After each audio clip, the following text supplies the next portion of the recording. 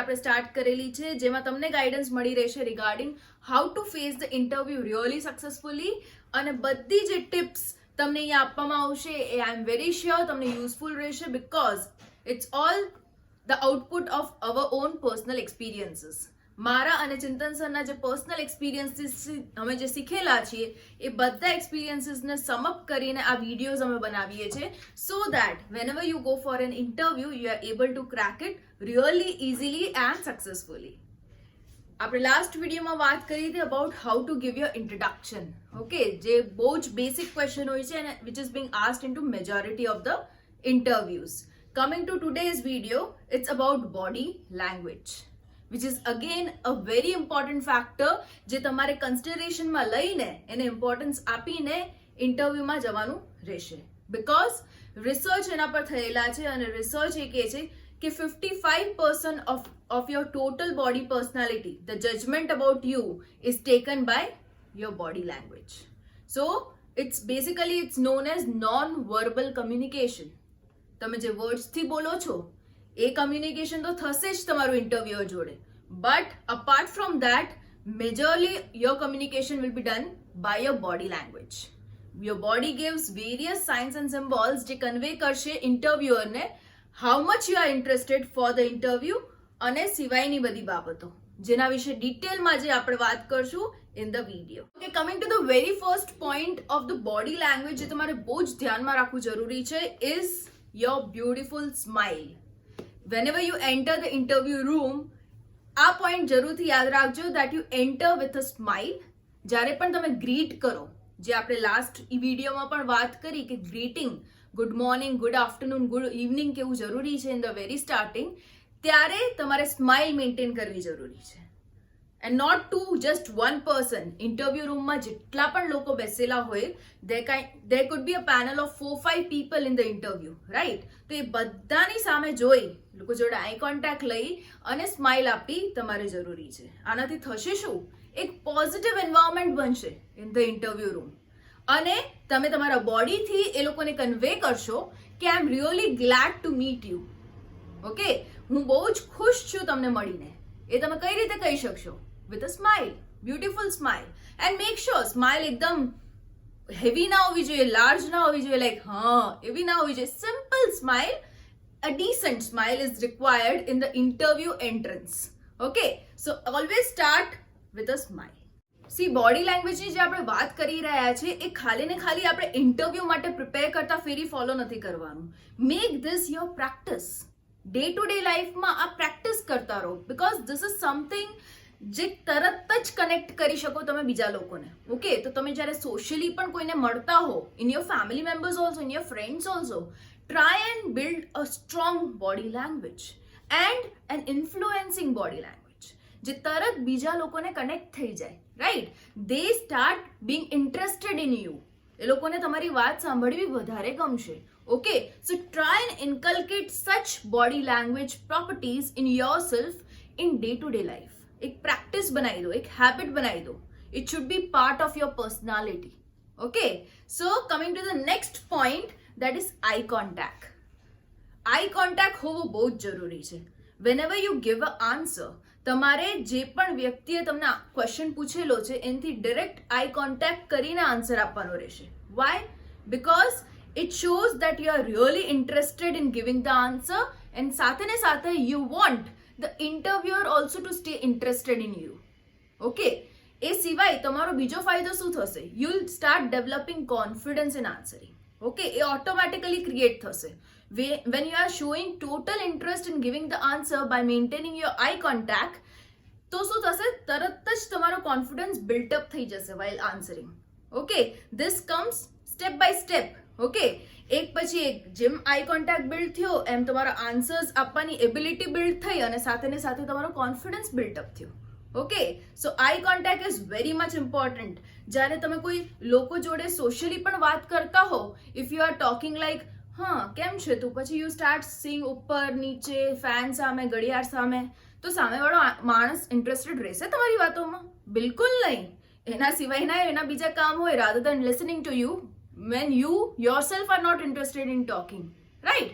So try and maintain eye contact with the person you are actually talking with. અને eye કોન્ટેક્ટમાં don't make it mandatory to look only at one person at a time. Okay, 4-5 જણા પેનલમાં બેઠા હોય interview આપવા, તો જેને question તમને પૂછેલો હોય એની સામે તો આઈ કોન્ટેક્ટ રાખો ને રાખો, પણ સિવાયના લોકોને પણ ઇન્વોલ્વ કરો ઇન યોર આન્સર્સ. ઓકે, અને don't give that stary look in eye contact. એકદમ પ્લીઝન્ટ લુક આપજો, એકદમ calm, pleasant, and as always said, maintain your smile also. Okay, see, next very important point in your body language is your gesture.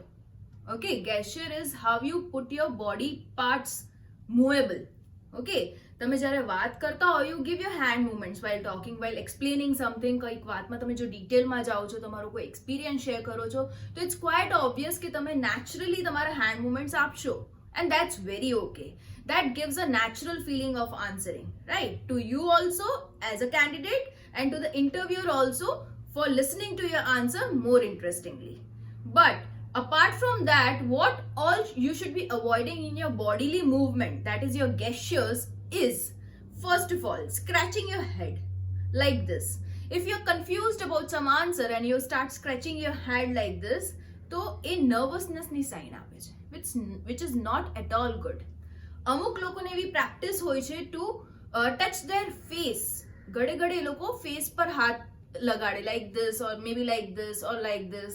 That is again a sign of nervousness. Try avoiding such sign and such gestures during the interview which portrays that you are nervous. Okay, so avoid that. Apart from that, this is a locking sign. This gives an impression that you are not at all interested in the interview and you are just resisting it, which is really not good.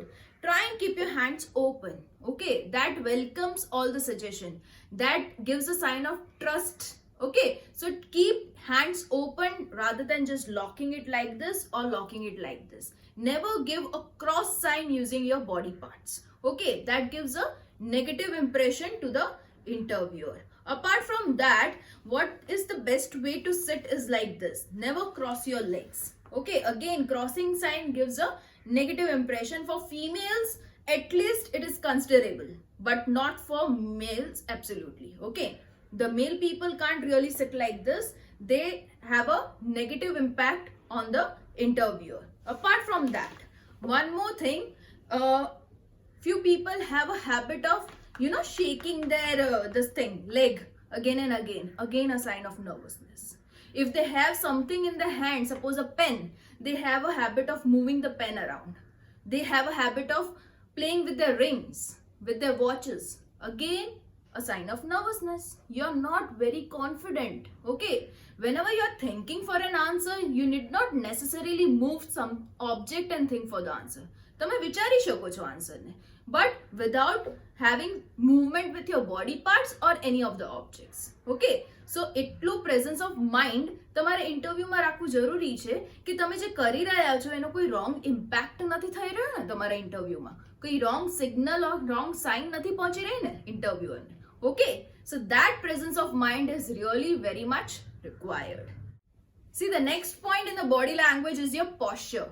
Now, posture એ આખી body જોડે deal કરે છે. Okay, whenever you are sitting, you are supposed to sit upright. તમારી spine જે છે એ straight હોવી જોઈએ. Okay, whenever you are facing an interview, you are sitting for an interview for answering the questions, right? So you should be straight enough to answer the question. You shouldn't be leaning on the table ahead. આગળ જો table હોય તો એનો support લઈને તમે આમ ના બેસી શકો. It gives a wrong impression. You can sit like this with a support. That is again a wrong impression. Very informal lage. See, interview is totally a formal thing. There has to be some habits which needs to be followed in you for cracking the interview. Okay, so આ બધી તમારી habit બની જવી જોઈએ કે whenever you are into a formal thing like an interview, you should be sitting really straight. અને આ એનો એક સાયન્ટિફિક રીઝન પણ છે.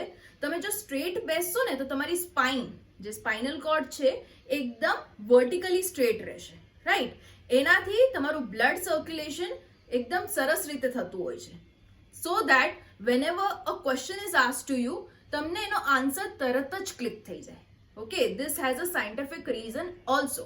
એટલે always have a habit of sitting really straight even while normally you are talking with someone. Okay, so આવી habit develop કરશો તો ઇન્ટરવ્યુમાં ખરેખર તમને કોઈ પ્રોબ્લેમ નહીં આવે કે તમે તમારા બેક ઓફ ધ માઇન્ડ તમારે રાખવું નહીં પડે કે ઓકે ચલો હું ઇન્ટરવ્યુમાં છું તો મારે સ્ટ્રેટ બેસવું પડશે. આ તમારી હેબિટ જ બની જશે. ઓકે, અને it's not only in the interview room. Okay, તમે બહાર જો વેઇટિંગમાં હો, વેઇટિંગ રૂમમાં બેઠેલા હો તો ત્યાં પણ કેમેરાસ ફિટ થયેલા હોય છે, જ્યાંથી જ તમારું જજમેન્ટ લેવાનું સ્ટાર્ટ થઈ જાય ફોર યોર સિલેક્શન.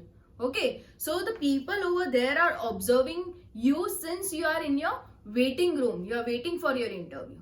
So ત્યારે પણ તમારે આ બધી બોડી લેંગ્વેજની ટિપ્સ ધ્યાનમાં રાખવી ખૂબ જ જરૂરી છે. See, after discussing all the major tips for the body language, the last one is your handshake. જ્યારે પણ તમે ઇન્ટરવ્યુ ફિનિશ કરતા હો ત્યારે it's a quite ritual to follow that you need to handshake with the interviewer. Okay, so એ handshake કેવો હોવો જોઈએ? ઇટ શુડન્ટ બી એકદમ લૂઝ, ના કે એકદમ tight. Okay, it should be a normal handshake with a good grip. જે grip તમને સામેથી ઓફર કરવામાં આવે છે by the interviewer, same grip apply કરીને તમારે રિસ્પોન્ડ કરવાનું છે with a proper handshake.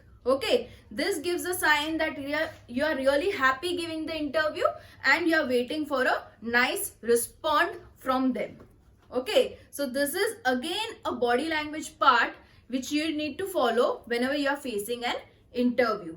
Last but not the least, very obvious that your body language must show that you are really interested for the interview. You are really interested for the job. Okay, એ તમારા બોડીથી ખબર પડવી જોઈએ. Okay, if you are like answering really casually કે તમારે જવાબ આપ્યો હોય તો આપો, અધરવાઇઝ મને ફરક નથી પડતો, તો એ લોકો પણ એટલા જ કેઝ્યુઅલ થઈ જશે તમને ક્વેશ્ચન પૂછવામાં. Okay, so make sure your body shows that you are really interested for the job. Okay, તમે જો જોબમાં બેઠા બેઠા જો આ રીતે આન્સર આપો કે ઓકે આઈ ડોન્ટ કેર, તો એ લોકો પણ એવું જ કહેશે સામે કે we also don't care in answering your particular job profile. Okay, so it's better to have a body language that really supports you, that gives the interview into your favor. Okay, so આ બધી tips and tricks for the body language તમે ખૂબ જ ધ્યાનમાં રાખજો, અને we shall come again with a new video જે તમને તમારા ઇન્ટરવ્યુ ક્રેકિંગમાં ખૂબ જ હેલ્પ કરે. All the best, bye bye.